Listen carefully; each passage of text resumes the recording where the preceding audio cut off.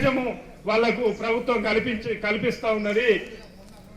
దీనికోసం ఏం చేసేటోళ్ళం మనం? ఇటువంటి అనేక సమస్యలు, చట్టాలు మార్చినప్పుడు, నల్ల చట్టాలు వచ్చినప్పుడు, ఎస్మా మీసా లాంటి చట్టాలు వచ్చినప్పుడు ఏం చేసినాం? మనం సమ్మె చేసేటోళ్ళం, వేజ్ బోర్డు కోసం సమ్మె చేసేటోళ్ళం, బావి మీద ఏదన్నా సమస్యలు వస్తే సమ్మె చేసేటోళ్ళం.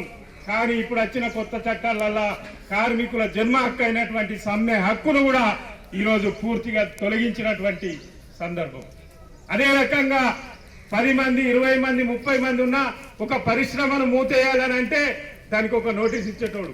ఒక కార్మికుడికి ఒకవేళ అతను ఏమైనా తప్పు చేసినా చేయకపోయినా యజమాని గనక వాని మీద ఏదైనా కుట్రతోటి కానీ లేదా అతనికి నోటీస్ ఇవ్వాలి. ఏదైనా తప్పు చేసినప్పుడు నిన్ను పని నుంచి ఎందుకు బంద్ పెట్టాలి, నిన్ను పనికి ఎందుకు ఆపాలి, లేకుంటే నేను ఉద్యోగాల నుంచి ఎందుకు తీసేయాలని ఒక నోటీస్ ఇచ్చేటోడు. కానీ ఇప్పుడు వచ్చిన కొత్త చట్టంలో నోటీసులు ఉండవు. Hire and fire. నాకు అవసరం ఉన్నన్ని రోజులు నేను పని చేయించుకుంటా, తర్వాత నీతో అవసరం లేదు పో.